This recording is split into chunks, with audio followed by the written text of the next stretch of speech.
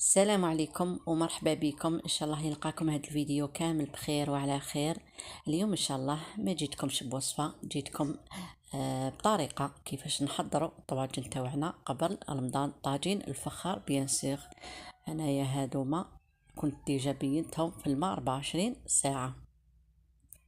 كيما عملت هنايا راني حطيت لكم كيفاش تبيتوه. لازم تغمروه بالماء كامل مده 24 ساعه. هنايا بعد ما بيتهم انا هاد الطاجين الصغير كنت بيتهم في زوج 24 ساعه.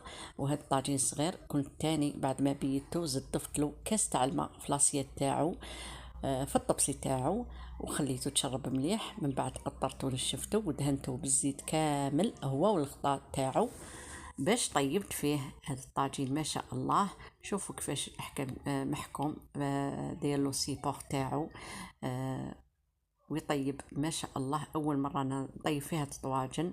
انا هاد الطواجن جابهم لي الزوج تاعي، ربي يحفظه ويخليه تاج فوق راسي ان شاء الله، ليا والبنت ان شاء الله والاهله بيان سيغ. وانا عمدت نخلي لكم هذا الطاجين الكبير باش نكملوا باش نكمل المراحل معاكم. كنت بيته كما قلت لكم في الماء 24 ساعه، لازم يتشرب مليح. ودوك راح نزيدو بعد ما نشف مليح ندهنو بالزيت، نشربو بالزيت مليح مليح. كاين بعض الاخوات يدهنوه يمسحوا عليه الشحمه، انا ما نفضلش الشحمه باش ما تطلقليش الريحه في طيابي. نفضل الزيت. ديروا هكا زيت تمشوه صاير داير بالطاجين تاعنا هكذا يتشرب مليح. وكل مره تعاودوا تولوا ليه وتجوزوا عليه بانسو هكا خفيف من الزيت اللي راه فيه، ما تزيدوش تضيفوا له حتى يتشرب كامل هذاك الزيت اللي في الطاجين. كما راكم تلاحظوا هاد الطواجن تاع اشقائنا المغاربه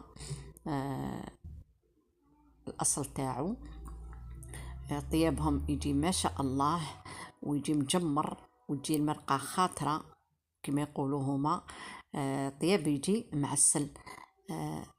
هاد الطواجن ان شاء الله تكونوا عندكم في البيت ولا تشروهم وتحضروهم ان شاء الله شهر رمضان الكريم اللي يدخل علينا وعليكم ان شاء الله بالصحة والهنا يا ربي. اللهم بلغنا رمضان يا رب العالمين.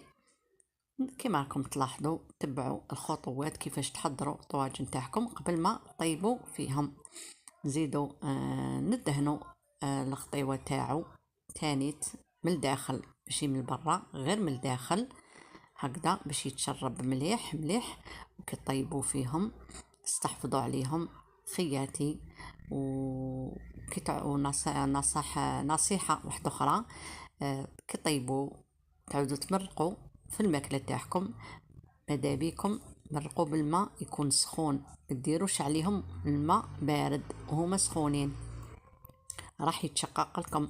هاد النصائح مدهم اللي يبيعهم هو يخدمهم، هو اللي مدهم للزوج تاعي وقال له كي تعود طيب وطفي النار ما ترفدوش من الفرن وتحطوا فوق البوطاجي ديراكتيمون على حاجه بارده. لازم تحط حاجه تحط عليه الطاجين تاعك باش ما ياخدش هذيك الشوك تاع البروده ويتشقق لكم.